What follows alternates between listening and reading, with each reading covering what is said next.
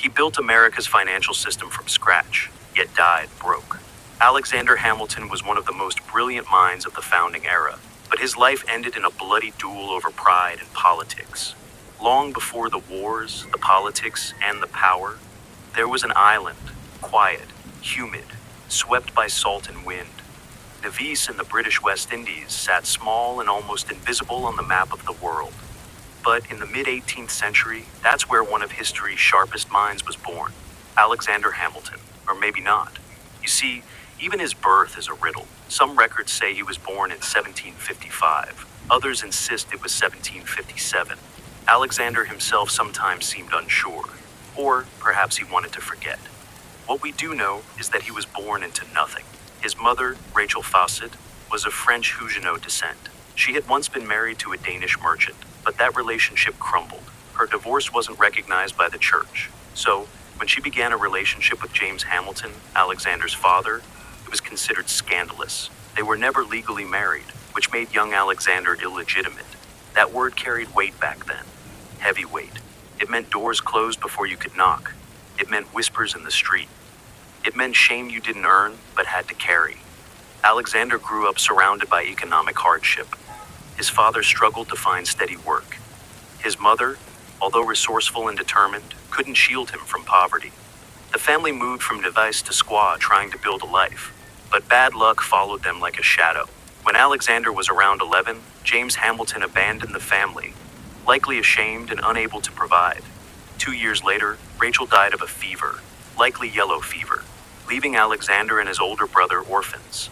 Just like that, everything was gone. Alexander was barely a teenager. He had no father, no mother, no inheritance, no title. But he had two things that would carry him further than any noble name could: his mind and his pen. And while the world saw just another colonial orphan, small, skinny, and forgettable, Alexander Hamilton was already quietly preparing to prove them all wrong. Because sometimes, the people with the least end up doing the most. After his mother's death, young Alexander Hamilton was left with little more than her name and the burden of survival. He and his brother were taken in by a cousin, Peter Lytton. But that refuge didn't last. Within a year, Linton died by suicide.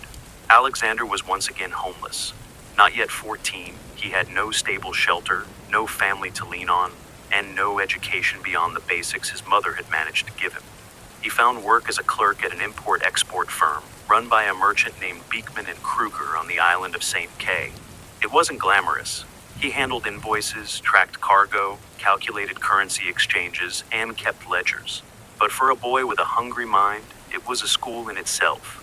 Day by day, Alexander absorbed the rhythms of commerce, learning how the world really worked. Not in textbooks, but in ships and sugar and debt. He was trusted, efficient, and sharp. By the time he was 15, he was left in charge of the entire business when the owner was away. Think about that. Most teenagers couldn't be trusted to sweep a floor properly. Alexander was managing trade routes, but the seer wasn't filled with opportunity.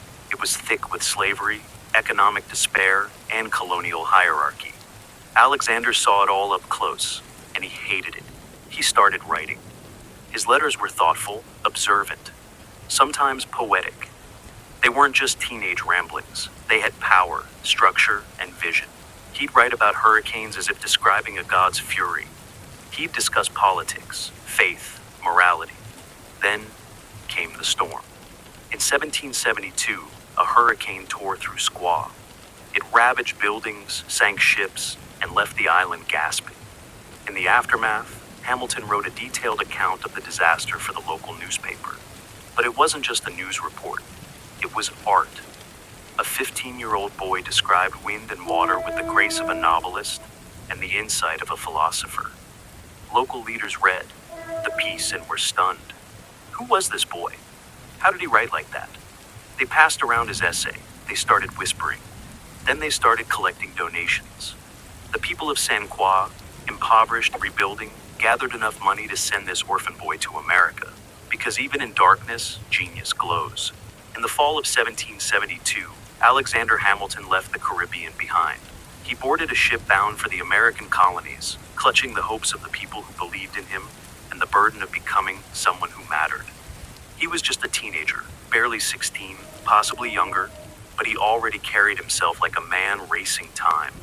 When he arrived in Boston and later made his way to New York, the world looked completely different. Crowded streets, churches, dockyards, colleges. This wasn't St. Croix. This was chaos, opportunity, fire. He enrolled at King's College, what we now know as Columbia University. It was one of the finest schools in the colonies, and Hamilton wasted no time. He devoured books like a starving man. He studied law, philosophy, economics, political theory, anything and everything. But learning wasn't enough. Not for him. He wanted to speak. He wanted to write. And more than anything, he wanted to shape the world around him. The colonies, meanwhile, were teetering on the edge of revolution. Tensions with Britain had reached a boiling point. Taxes, soldiers, tyranny.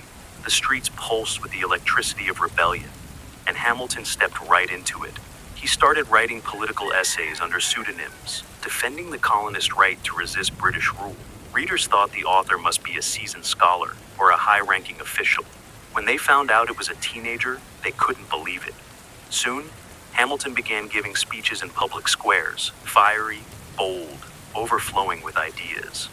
He wasn't just echoing popular slogans. He was thinking ahead, imagining a new kind of government, a new kind of future, and people noticed. New York was full of revolutionaries, but Hamilton stood out. He wasn't from the elite families. He had no pedigree, but he had something better.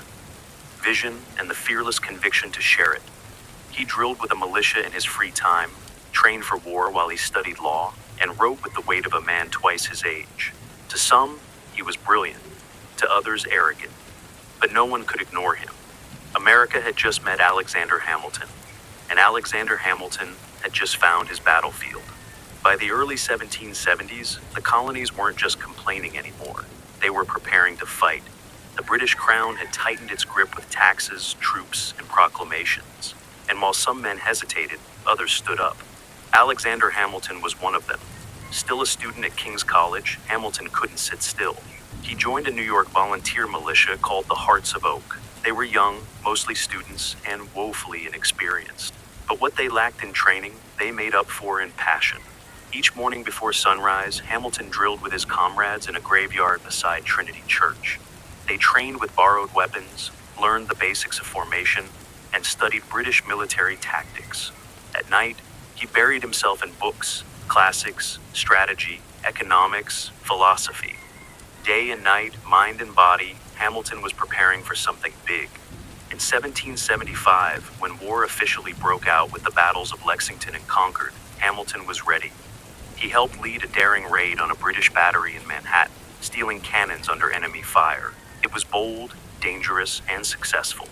Exactly the kind of act that caught attention. Hamilton's leadership was unmistakable. He wasn't just a writer anymore. He was now a soldier, and a good one. Within months, he earned a commission as captain of an artillery company. It was a rare position for someone so young and without connections. But Hamilton had proved himself in both word and action. His company saw action in several key battles, including the Battle of Princeton, where Hamilton's guns helped secure a pivotal victory for the Continental Army. His skill didn't go unnoticed. Commanders praised his discipline and organization.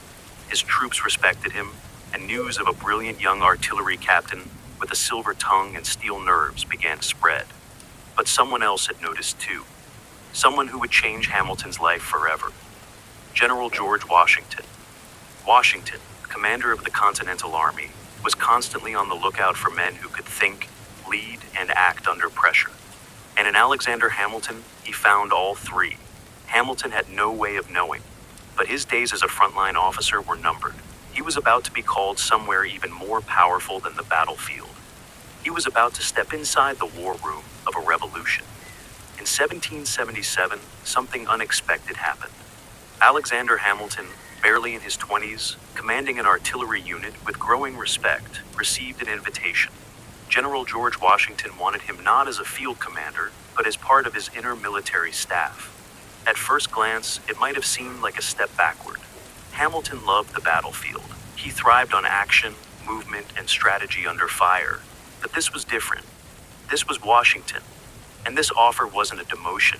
It was a doorway into the very heart of the revolution. Hamilton accepted. Washington made him an aide-de-camp, a kind of chief of staff. But in truth, he was far more than a glorified secretary. He became Washington's most trusted advisor, writing letters, orders, and diplomatic messages, many in Washington's voice. Hamilton's pen never stopped moving. His words carried authority, clarity, and purpose. He corresponded with generals, governors, and Congress. When orders needed to be obeyed, Hamilton's letters made sure they were. His writing was as sharp as his thinking, and he worked day and night, often by candlelight, with stacks of parchment and ink-stained hands. Washington relied on him for more than paperwork. Hamilton became a voice in his ear, a strategist, a sounding board. Despite the massive difference in age and status, there was mutual respect. Washington saw in Hamilton something rare, brilliance without hesitation. But Hamilton, despite his loyalty, still craved more. He didn't want to be remembered as just a writer. He yearned to lead men in battle again, to earn personal glory on the field, not just behind a desk. Multiple times he asked Washington for a combat command. Multiple times Washington denied him, not out of punishment, but because he couldn't afford to lose it. The tension quietly simmered between them. Washington treated him like a son. Hamilton sometimes chafed at the boundaries, but they needed each other. During these years, Hamilton also forged connections with powerful allies, including Lafayette, John Lawrence, and other revolutionary thinkers. His ideas were expanding. He wasn't just fighting a war. He was dreaming of what came after it. A new nation, a government that actually worked, a future he could help design. He was still young, still ambitious, and still just getting started. For 4 long years, Alexander Hamilton served faithfully at George Washington's side. He drafted letters that held armies together, organized supply chains during brutal winters, and helped Washington navigate the fragile egos of generals and politicians. His work was vital. There was no denying that. But inside, a fire still burned. Hamilton wanted the battlefield. He didn't just want to write about war. He wanted to fight it. He saw glory in military leadership, in leading charges, in commanding respect, not just for his intellect, but for his bravery. He had proven himself before, back when he stole cannons under enemy fire and rallied artillery units in battle. But now, confined to paperwork and politics, he felt caged. He asked Washington repeatedly for a field command. Washington declined repeatedly to Washington. Hamilton was irreplaceable in his current role. He was efficient, brilliant, and dependable. While other aides came and went, Hamilton stayed. And Washington, often isolated, relied on him like few others. But Hamilton saw things differently. Each time another officer earned a battlefield promotion, each time someone else received the praise and recognition he craved, resentment quietly grew. Hamilton wasn't just hungry for action, he was hungry for legacy. He didn't want to be remembered as a behind-the-scenes figure. He wanted his own legend. The tension reached a breaking point in early 1781. After a minor misunderstanding, Hamilton kept Washington waiting outside a room for just a few minutes. Washington snapped. He rebuked Hamilton sharply, and Hamilton, already simmering with frustration, resigned from his staff position soon after. It was bold, some might say reckless, but for Hamilton, it was a necessary gamble. He had served loyally. He had earned trust, and now he would take his fate into his own hands. Still, even after resigning, he didn't abandon the cause. He remained connected to the army, continued writing, and kept pushing for a command of his own. And finally, that chance came. Later that year, Washington offered him what he had waited for, his own battalion. The war wasn't over yet, and neither was Alexander Hamilton's climb toward greatness. The pen had served him well, but now it was time to lead with the sword. After years of waiting, writing, and proving himself behind the scenes, Alexander Hamilton finally received what he'd been chasing, command of his own battalion. It was the spring of 1781. The American Revolution was grinding into its final decisive stages, and all signs were pointing toward Yorktown, Virginia. There, British General Cornwallis had dug in with thousands of troops, waiting for reinforcements from the sea. What he didn't know was that the Franco-American alliance was about to strike with full force. Washington and French General Rochambeau planned to march their armies south for one final blow. Hamilton, with his newly earned command, would march with them. As the siege of Yorktown began in September, Hamilton's moment came into focus. The plan was risky. A nighttime assault on British Redoubt No. 10, one of 2 key fortifications protecting Cornwallis's position. If they could take it, the the siege would tip in America's favor. Washington trusted Hamilton to lead the charge. October 14th, 1781. The night was moonless, thick with tension. Hamilton's men crept toward the redoubt, with bayonets fixed, rifles unloaded.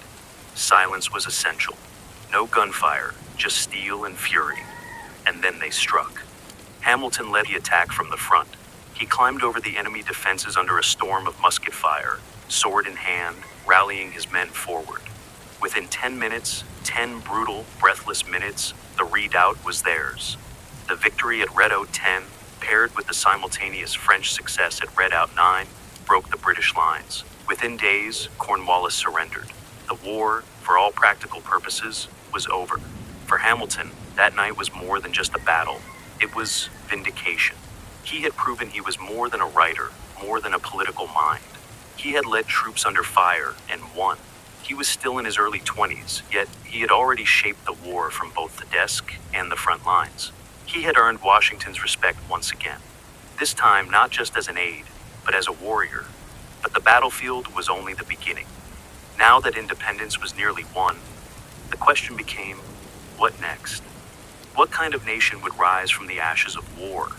For Hamilton, the answer was clear. If America was going to survive, someone had to build it, and he was ready to start laying the foundation. When the guns fell silent and the Treaty of Paris was signed in 1783, the United States of America was officially free. But freedom, Hamilton quickly realized, was only the beginning. The country was independent, but not stable. The Articles of Confederation, the first attempt at a national government, were weak, toothless, and dangerously inefficient. The states operated more like competing countries than a united nation. They printed their own money, set their own rules, and squabbled endlessly over borders, taxes, and trade. To Hamilton, it was chaos masquerading as liberty. He left the army and returned to civilian life in New York, where he officially began his career as a lawyer. But his mind was still on the battlefield. Only now the enemy wasn't redcoats. It was disorder, economic instability, and a lack of federal power. Hamilton believed deeply in structure, in systems, in a central government, strong enough to hold the country together. And he feared that without it, everything they had just fought for would collapse. So, he started writing again. He wrote essays, letters, and proposals. He joined state political circles, speaking passionately about the need for change. His voice, once used to rally troops, was now used to rally minds. In 1786, he helped organize the Annapolis Convention, a meeting meant to address the country's commercial problems. Only 5 states showed up, and nothing much happened on the surface.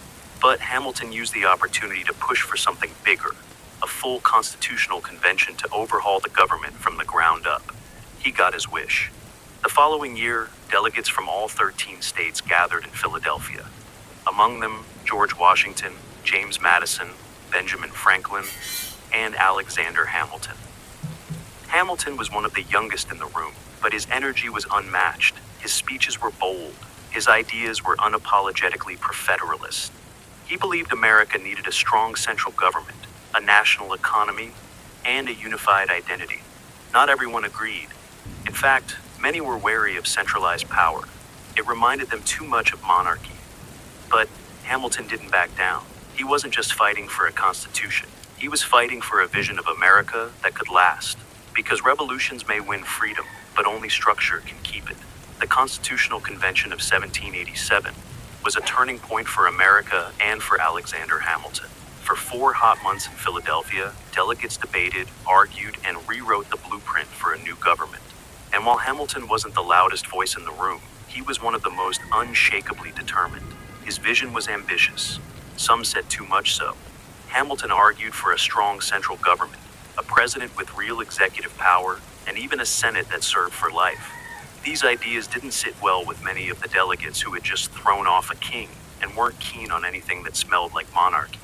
In the end, Hamilton's more extreme proposals weren't adopted, but many of his broader principles, strong federal authority, a robust executive branch, and the supremacy of national law, made it into the final Constitution.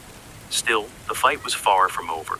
The Constitution had been written, yes, but it still needed to be ratified by the states, and that wouldn't be easy. Opposition was fierce, especially from people who feared losing state power. or saw the new federal system as a threat to individual liberty.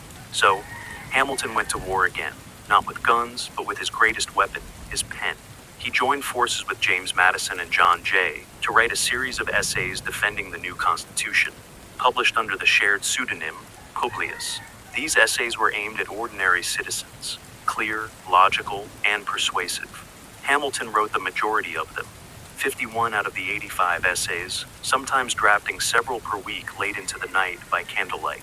These became the Federalist Papers. Each essay tackled a different question. Why do we need a stronger government? How will checks and balances protect freedom? Why should people trust the national judiciary? Hamilton poured his soul into these arguments. He wasn't just defending a document, he was defending the very future of the Republic. And it worked. Slowly, state by state, the Constitution was ratified. In 1789, it officially became the supreme law of the land. The United States now had a government, and Alexander Hamilton, he wasn't just one of its architects. He was about to become its chief engineer. In 1789, the new American government took its first breath. George Washington was unanimously elected as the first president of the United States. And when it came time to fill his cabinet with the sharpest minds in the country, he knew exactly who he wanted to manage the nation's finances. Alexander Hamilton. Hamilton was sworn in as the first Secretary of the Treasury, a title that might have sounded bureaucratic, but in reality came with a staggering challenge. The United States was broke. There was no national currency, no central banking system, no public credit. The government owed millions in war debts to foreign allies, private citizens, and even its own soldiers. The economy was fractured, unstable, and teetering on collapse. To most, it seemed like a disaster. To Hamilton, it was an opportunity. He got to work immediately drafting reports, crunching numbers, and designing a financial system from scratch. His goal not just to solve the present crisis, but to lay the foundation for a strong, modern economy. His first move was bold. The federal government would assume all state debts from the Revolutionary War. This meant the national government would now owe money, not the individual states. Many saw this as dangerous. Hamilton saw it as brilliant. Why? Because if the federal government owed money, lenders, especially the wealthy elite, would have a vested interest in its survival. Next, he proposed the creation of a national bank, a central institution that could manage government funds, issue stable currency, and stimulate economic growth. He also introduced tariffs and taxes designed to protect American manufacturing and help generate revenue. To Hamilton, economics wasn't just about math. It was about power. He believed that a strong economy would lead to a strong nation, and that public credit, once restored, would attract investment, create jobs, and elevate the United States on the global stage. But not everyone shared his vision. His policies triggered fierce opposition, especially from Thomas Jefferson and James Madison, who feared that Hamilton was creating an elite centralized government too similar to Britain's monarchy. Still, Washington backed him, and slowly but surely, Hamilton's ideas took root. The U.S. economy began to stabilize. Confidence grew. The dollar gained value. In just a few years, Hamilton had taken a bankrupt, fractured collection of states and given it the beating heart of a functioning economy. He wasn't just managing money, he was building a nation. As Alexander Hamilton's financial system began to take shape, so did his reputation, not just as a brilliant architect of the economy, but as a polarizing force in American politics. To his supporters, Hamilton was a genius, a man who turned chaos into order and gave the young nation a real future. But to his critics, he was dangerous, too bold, too centralized, too British in style with his talk of national banks, strong executives, and urban industry. And no critic was louder or more persistent than Thomas Jefferson. Jefferson, the Secretary of State, was Hamilton's opposite in nearly every way. Where Hamilton believed in cities, commerce, and concentrated federal power, Jefferson believed in rural life, individual liberty, and limited government. He saw America as a land of farmers and freedom, not financiers and federal banks. The two men couldn't have disagreed more. To Jefferson, Hamilton's national bank was unconstitutional. His debt plan was a favor to the wealthy. His tariffs and taxes a burden on the common man. He believed Hamilton was steering the country toward a dangerous aristocracy, where elites ruled and liberty suffered. To Hamilton, Jefferson was naive. His vision of an agrarian paradise ignored economic reality. Without credit, without industry, without structure, Hamilton believed the nation would crumble. The clash was more than philosophical. It became personal. Each man had allies. Jefferson had Madison, and Hamilton had Washington's ear. Their disagreements turned the cabinet into a war zone. Washington, though respectful of Jefferson, often sided with Hamilton. He valued results, and Hamilton delivered them. Still, the feud grew. In the press, Jefferson's allies accused Hamilton of corruption and tyranny. In return, Hamilton's supporters painted Jefferson as weak and idealistic. What began as debate quickly hardened into rivalry, and eventually birthed something new in American history: political parties. Hamilton's followers became known as the Federalists, Jeffersons, the Democratic Republicans. The country, still young and fragile, was now splitting into factions. It wasn't what the Founding Fathers had wanted, but it was what the moment demanded. And right in the center of it all stood Alexander Hamilton. Praised, hated, unstoppable. He had built an economy. Now, unknowingly, he had helped build the machinery of American politics. The United States had barely found its footing before it began to divide, not by geography, but by ideology. And at the heart of this division stood two powerful opposing minds: Alexander Hamilton and Thomas Jefferson. Hamilton never intended to start a political party, but his policies, national debt consolidation, a central bank, manufacturing support, and a strong executive were radical enough to make him a symbol of a broader political movement. His followers, urban merchants, financiers, lawyers, and many war veterans, rallied around his ideas. They called themselves Federalists. On the other side, Jefferson and James Madison spoke to farmers, artisans, and states' rights advocates. They feared that Hamilton's version of government would turn the republic into an oligarchy ruled by banks and elites. They formed what would become the Democratic Republican Party. This was the birth of America's first party system. The press, which had once focused on foreign affairs and commerce, now became weaponized.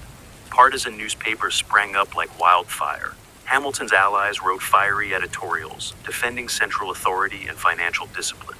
Jefferson's camp countered with blistering critiques, accusing Hamilton of betraying the revolution by building a system that benefited the rich.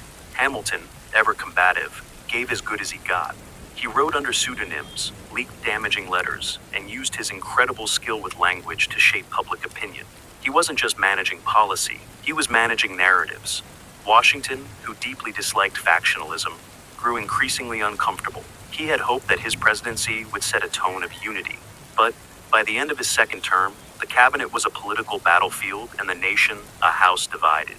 Eventually, Jefferson resigned from Washington's cabinet, disgusted by Hamilton's influence. But even in resignation, his movement grew stronger.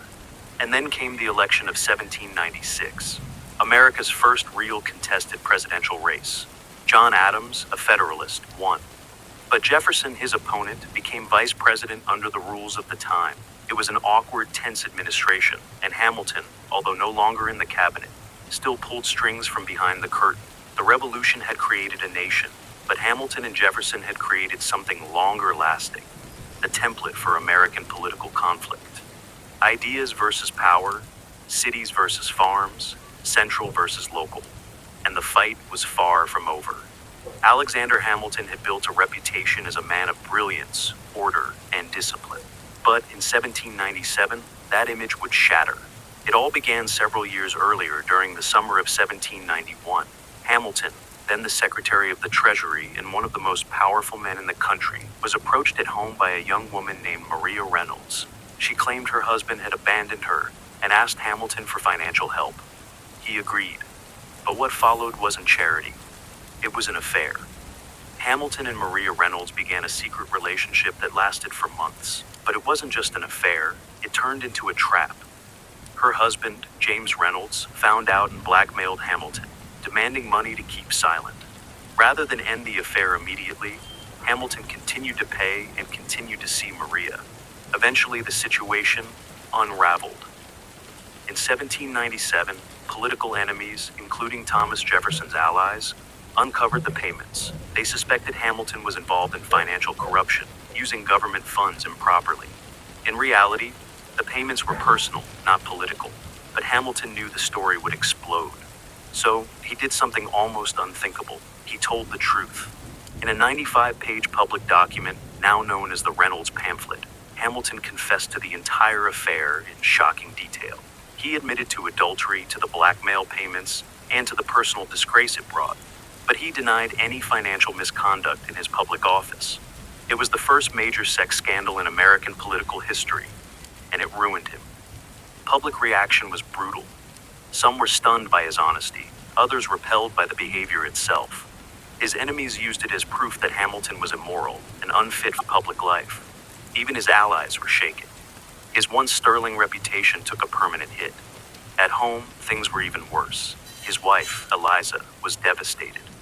The woman who had supported him through war, scandal, and politics now had to endure public humiliation.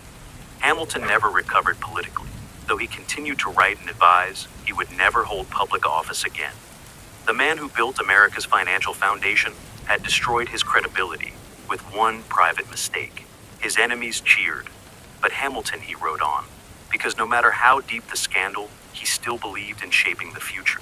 After the publication of the Reynolds pamphlet, Alexander Hamilton's world changed. He had exposed himself not just to save his public integrity, but to own his mistake. But honesty, as it turned out, came at a steep price. The American public was shocked. Many couldn't believe that the architect of the nation's economy, the man once whispered about with admiration, had fallen into such a personal scandal. The whispers turned into headlines, and the headlines turned into laughter. Political opponents pounced. Jeffersonian newspapers had a field day portraying Hamilton as a corrupt hypocrite, a man who claimed to build a moral republic while living a double life. His affair with Maria Reynolds was used not just to attack his character, but to discredit everything he stood for. Among Federalists, the reaction was mixed. Some admired his honesty, saying it proved he had nothing to hide. Others saw a liability, a man who, despite his brilliance, couldn't control himself. But perhaps the most painful reaction came from within his own home. Eliza Hamilton, his wife, had been his fiercest defender for years. Through war, politics, and public pressure, she had stood by him. But this time, Hamilton had betrayed her trust in the most public way possible. The damage to their marriage was deep and personal. Still, she didn't leave him. And Hamilton, wounded but not silenced, continued to write. He may have lost public favor, but he had not lost his sense of duty. He remained an influential voice behind the scenes. During the contentious presidential election of 1800, Hamilton, no longer in office, tried to shape the outcome anyway. Although he was a Federalist, Hamilton did not trust President John Adams, the head of his own party. The two men had grown to despise each other. So, in a move that shocked even his allies, Hamilton publicly attacked Adams in a scathing pamphlet, calling him unstable and unfit for office. It was political suicide. The attack fractured the Federalist Party and opened the door for Thomas Jefferson to win the presidency. Hamilton had intended to steer the outcome, but ended up sinking his own side.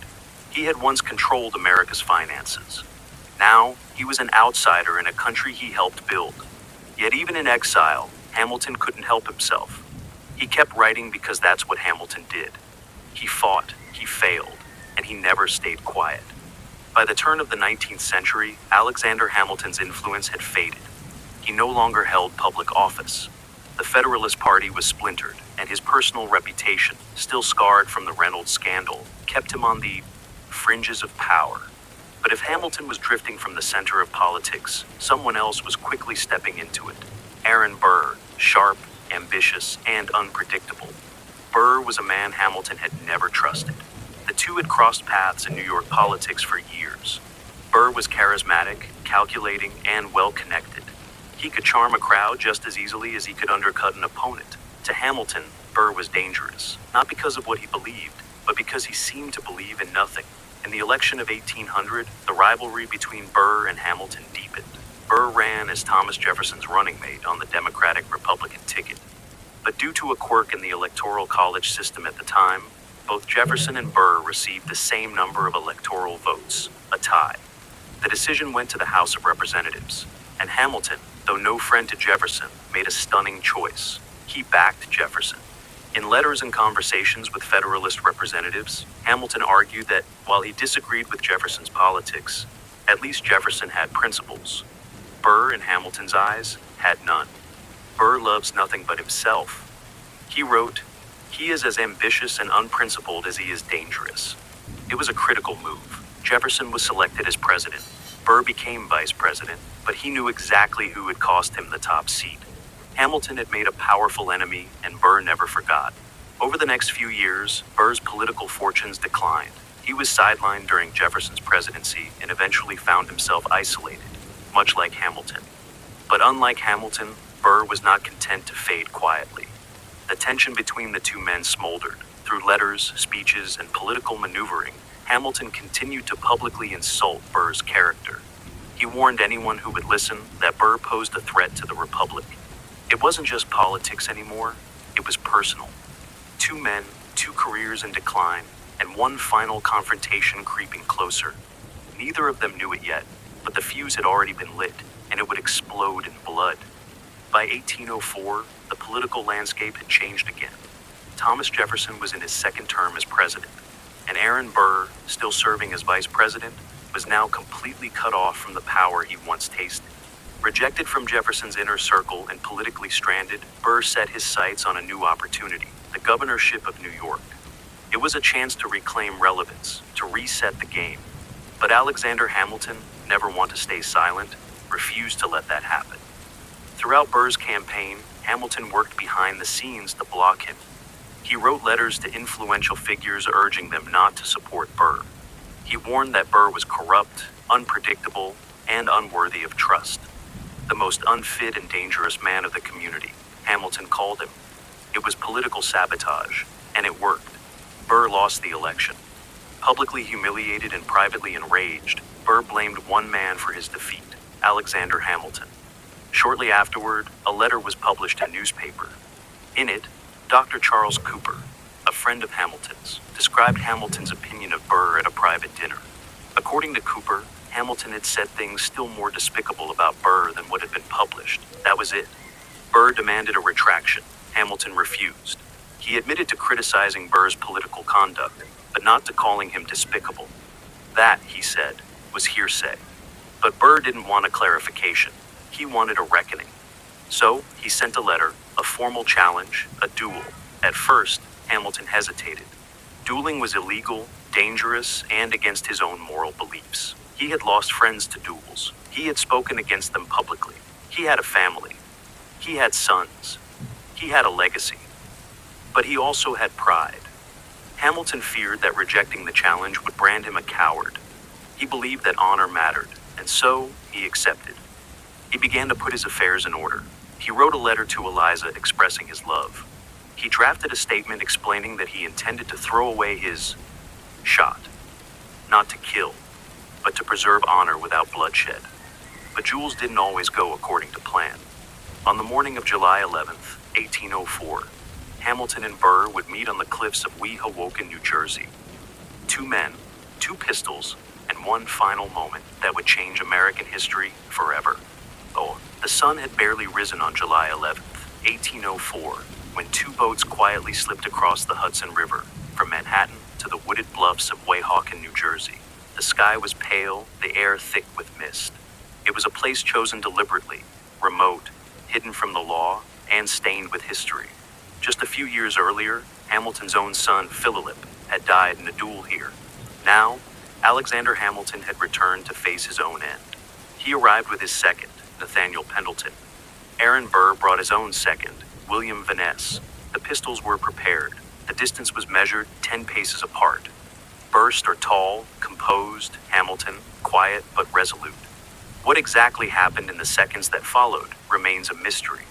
Hamilton claimed beforehand that he intended to throw away his shot, to aim high, to avoid bloodshed, to meet the challenge without killing. Some accounts say he fired into the air, deliberately missing. Others believe he flinched or fired by reflex. But what isn't in question is what Burr did next. He raised his pistol. He fired. The bullet struck Hamilton in the lower abdomen, shattering his ribs, tearing through his liver, and lodging in his spine. He collapsed almost instantly. Burr, stunned by the damage, stepped forward, then turned and walked away. Hamilton was rushed back across the river unconscious, bleeding, and barely alive. He was taken to the home of a friend in Greenwich Village, where his family soon gathered. He lived for 31 hours. During that time, he drifted in and out of consciousness. He spoke to his wife, Eliza, asked for forgiveness, and received last rites. His friends came to say goodbye. His children held his hand. And then on the afternoon of July 12th, 1804, Alexander Hamilton died. He was 47 years old. The man who had fought in the Revolution, built the nation's financial system, written the bulk of the Federalist Papers, and shaped the very structure of the United States, was gone, killed in a duel that history would remember as a tragedy, a waste, and a final chapter written in gunpowder and pride. But Hamilton's story didn't end there, because death has a strange way of echoing, especially when a legacy refuses to be buried. As news of Alexander Hamilton's death spread across New York City, shock rippled through every corner of the young republic. Crowds gathered in silence outside his home. Federalists mourned the loss of their intellectual anchor. Even those who opposed him politically stood still, stunned by how suddenly and senselessly it had ended. Duels had claimed lives before, but this felt different.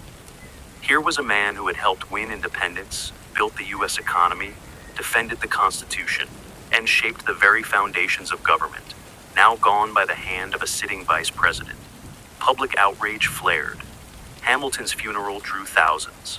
Businesses closed, church bells rang, soldiers marched alongside civilians in mourning. At Trinity Churchyard, his coffin was lowered into the ground beneath a simple stone.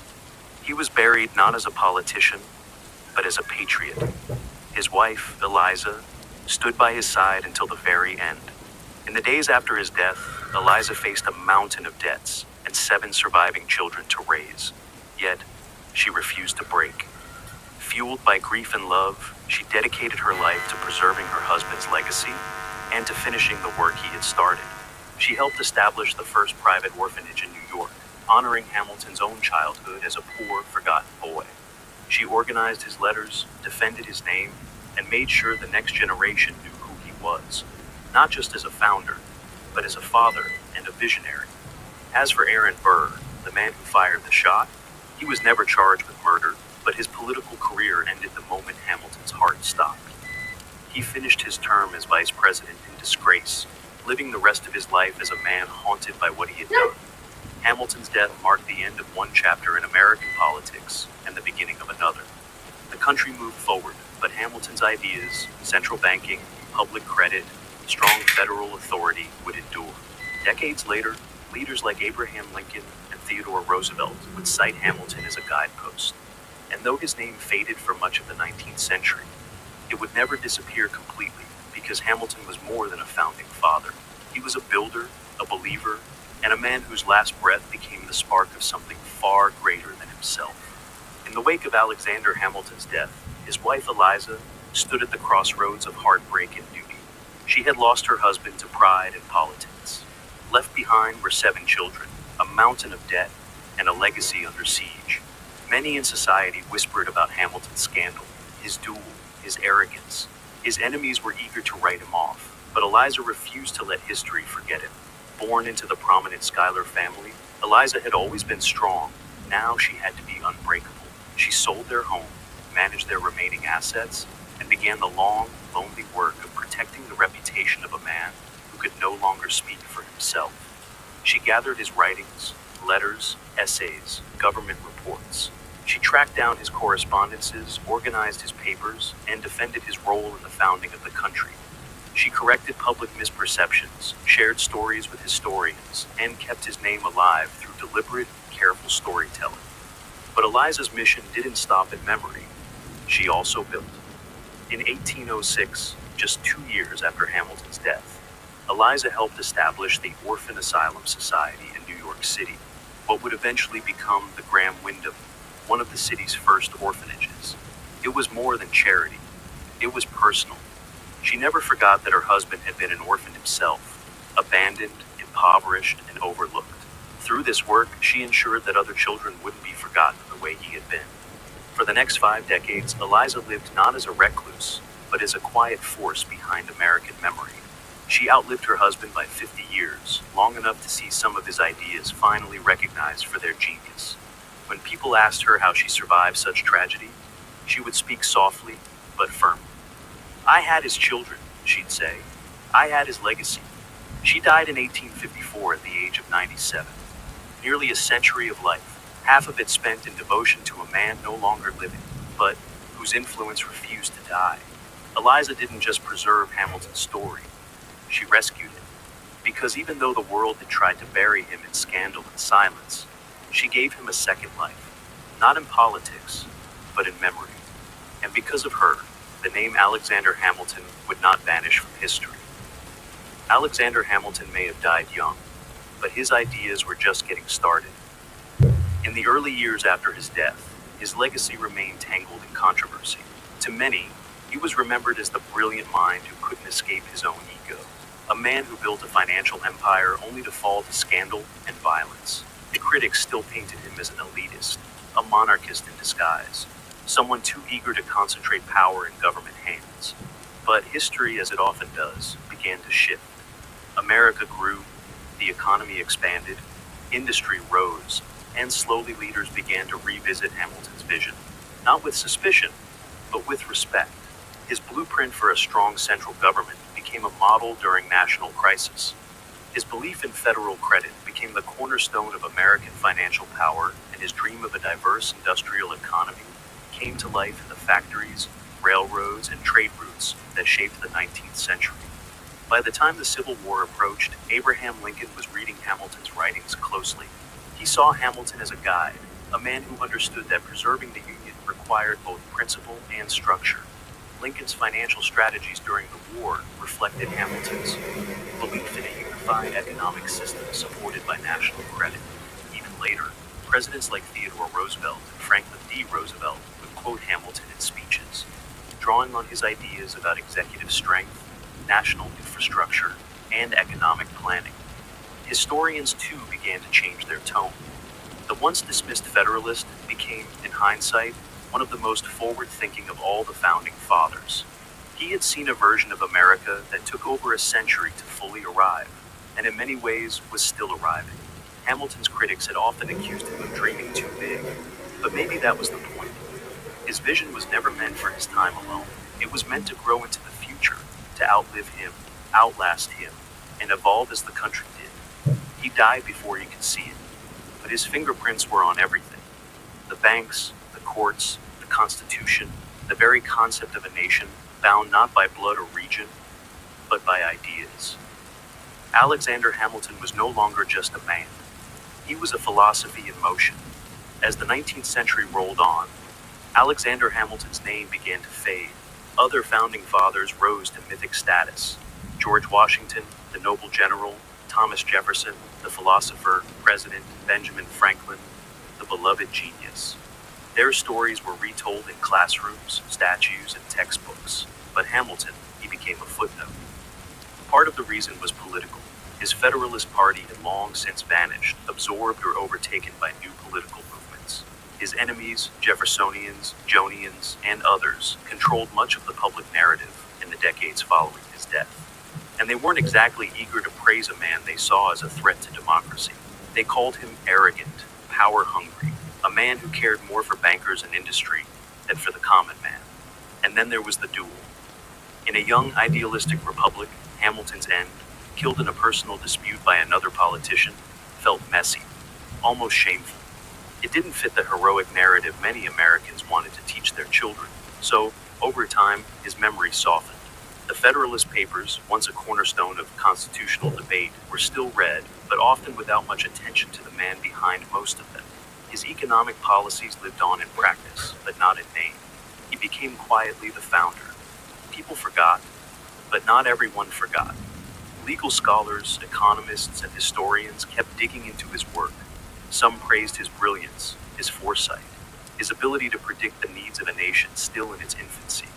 Others admired the raw determination of a man who rose from nothing, an illegitimate orphan from the Caribbean, into one of the most influential figures in American history. Even still, for most of the 19th and 20th centuries, Hamilton remained a second-tier figure, respected but not revered. His portrait was placed on the $10 bill, but few people gave it more than a passing glance. He had a statue or two, a few schools named in his honor, and a tomb in Trinity Church. But he wasn't celebrated the way Washington or Lincoln were. It seemed history had quietly tucked him away. But Hamilton had always been underestimated, and like he had done so many times before, he was quietly waiting for a chance to rise again.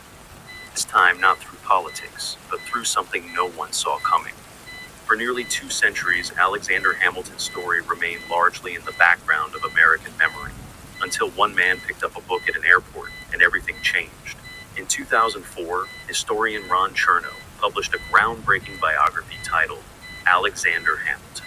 It was rich, detailed, and deeply humanizing. Instead of focusing only on policy or scandal, it painted a full picture of a complex man, flawed, brilliant, ambitious, relentless. A man who had risen from nothing to shape a nation. The book was praised by scholars, but it reached someone entirely unexpected, a young playwright and musician named Lin-Manuel Miranda. On vacation in Mexico, Miranda brought Chernow's biography along as light reading. By the second chapter, he was stunned. "This is the most hip-hop story I've ever read," he said, a poor kid from the Caribbean who used words to rise to the top. It didn't just resonate, it sounded like music. And so, Hamilton's second act began, not in Congress, but on Broadway. In 2015, Miranda's musical Hamilton premiered at the Public Theater in New York City, a bold genre-deafing mix of hip-hop, R&B, and traditional show tunes. It reimagined the Founding Fathers as young, diverse, and deeply flawed revolutionaries. Hamilton, played by Miranda himself, was portrayed as a lyrical genius, a political fighter, and a man burning with purpose and insecurity. The show cast actors of color in the roles of America's founders, giving new voice and new relevance to an old story. Audiences were electrified. The show moved to Broadway later that year, earned a record-breaking 16 Tony Award nominations, won 11, and went on to win the Pulitzer Prize for drama. It became a cultural phenomenon, pulling Hamilton's legacy out of dusty textbooks and into the hearts of millions. Suddenly, the world wanted to know who was Alexander Hamilton. Students began reading the Federalist Papers. Visitors flocked to Trinity Church and the Hamilton Grange. Sales of Chernow's biography skyrocketed. And more than anything, people began to understand what Eliza Hamilton had fought so hard for, to make sure her husband's story was not forgotten.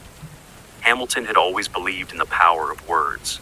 Now, more than 200 years after his death, it was words and music that brought him roaring back to life.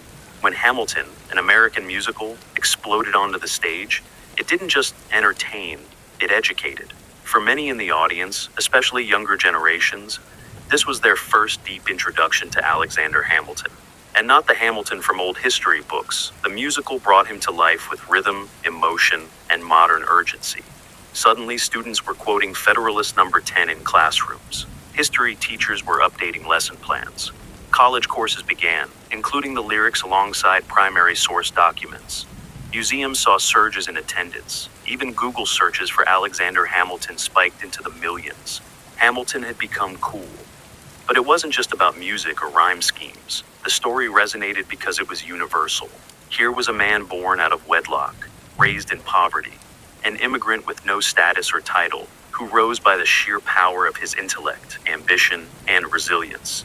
His flaws, his pride, his temper, his insecurities were not hidden, but explored.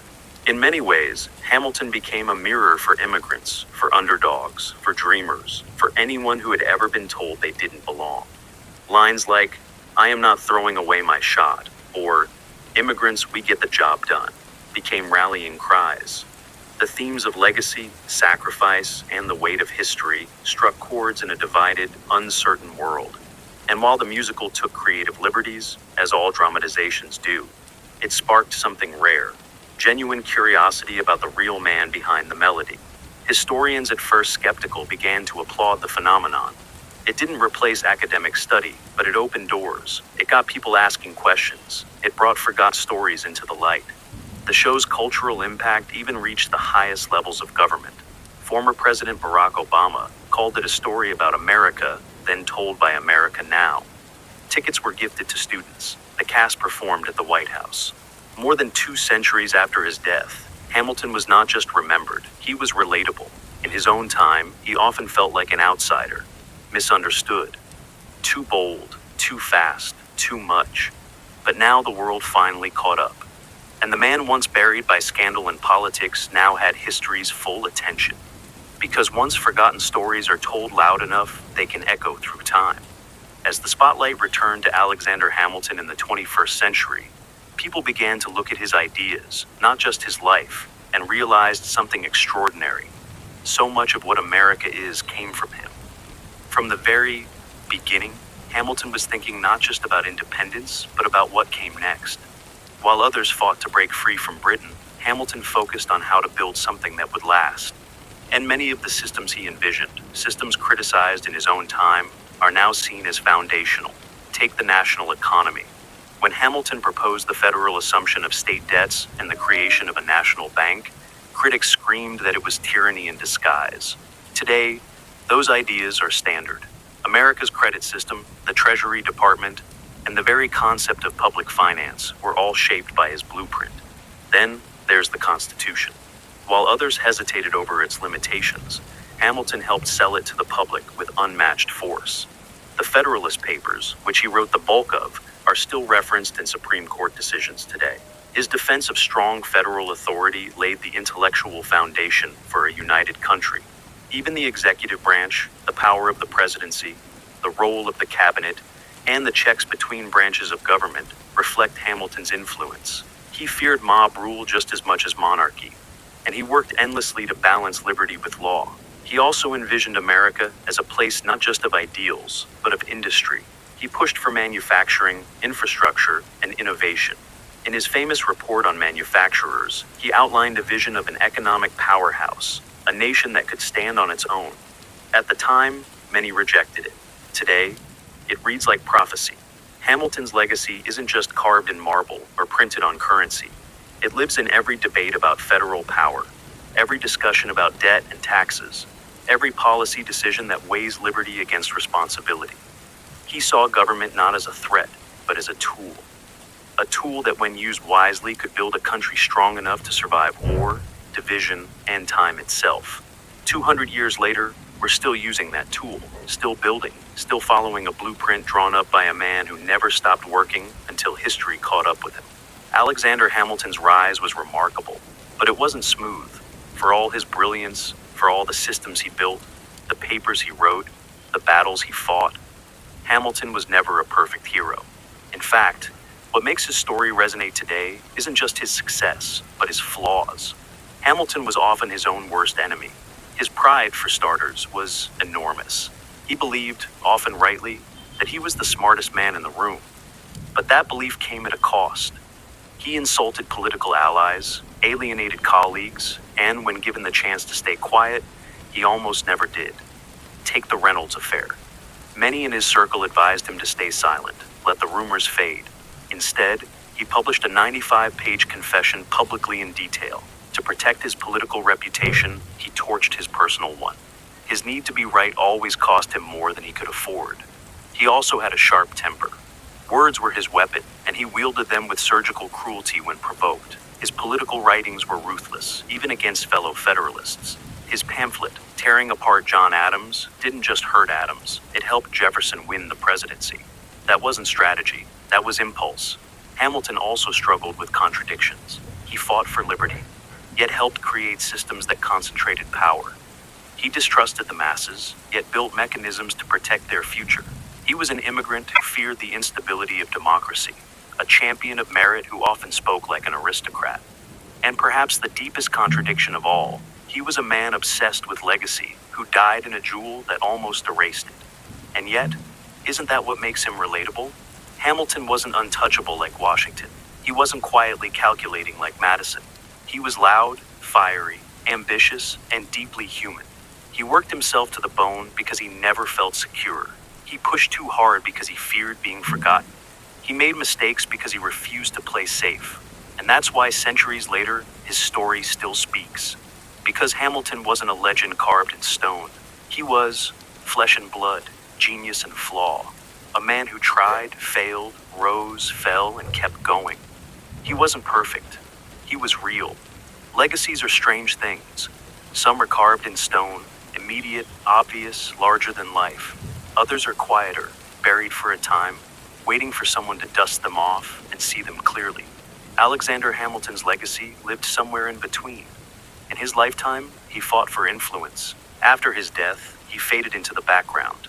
But now, more than 200 years later, he's everywhere in classrooms, theaters, political debates, and social movements. What makes his legacy so powerful today isn't just what he did, it's what he represents. He's the immigrant who built the nation's economy, the orphan who stood beside a general, the outsider who stepped into the core of power and refused to apologize for being bold. In a country built on opportunity, Hamilton's story is the ultimate proof that you don't need to be born into greatness to achieve it. The legacy to Hamilton was never about statues or songs. It was about impact. He once asked a haunting question: what is a legacy? It's planting seeds in a garden you never get to see. He didn't live to see his economic system flourish. He didn't see his constitution endure centuries. He didn't see his wife outlived him by 50 years, or witness a Broadway musical about his life. He never saw young students quoting his essays in schools across the world. But those seeds, they grew. And in that way, his voice never really stopped speaking. You hear it every time someone defends the Constitution with logic and passion. You see it in systems that still hold the country together. You feel it in stories of people who rise from nothing, just like he did. Even in the face of death, Hamilton was thinking forward. His duel wasn't just a personal tragedy. It was a final act of a man who understood the cost of legacy. He wrote letters, settled debts, prepared his family, and asked that his story not be lost. He was thinking of tomorrow, even as his time ran out. And now, centuries later, the garden he planted continues to bloom. Not because he was perfect, but because he refused to be forgotten. Alexander Hamilton's life was short, 47 years, but in those years, he lived more than most ever do. He rose from poverty, carved out a place in history with nothing but his mind and will, and left behind a legacy that helped shape an entire nation. He was never a president, never led a state, but his fingerprints are on the Constitution, the financial system, the courts, the very idea of what it means to be a united nation. And yet, what makes Hamilton truly unforgettable isn't just what he built, it's how he built it. He failed publicly, he loved deeply, he fought passionately, he made enemies, mended friendships, and left a trail of letters that pulse with energy, urgency, and brilliance. He was a flawed man, jealous, stubborn, impulsive, but he was also endlessly driven. He believed in building something bigger than himself, even when it cost him everything. And maybe that's why all these years later, we're still drawn to his story, because we recognize it, the struggle to rise, the need to prove yourself, the tension between ambition and morality, the hope that your work, your words might outlast you. His life reminds us that greatness isn't about perfection. It's about effort, about vision, about refusing to settle for the world as it is, and daring to imagine the world as it could be. Hamilton imagined a future where America was strong, structured, and stable. And while he never got to see that future fully realized, he laid the foundation with fierce determination. He may not have thrown away his shot on that dueling ground, but through his work, his words, and his unwavering spirit, he gave the rest of us a shot at freedom, at structure, at possibility. And in the end, what more could you ask from a founding father? He was not made of marble or myth. He was made of ink, steel, and fire. So the next time you hold a $10 bill, remember the man who didn't come from money, didn't come from privilege, but gave everything he had to build a country that could outlive him. That's Alexander Hamilton. And now you know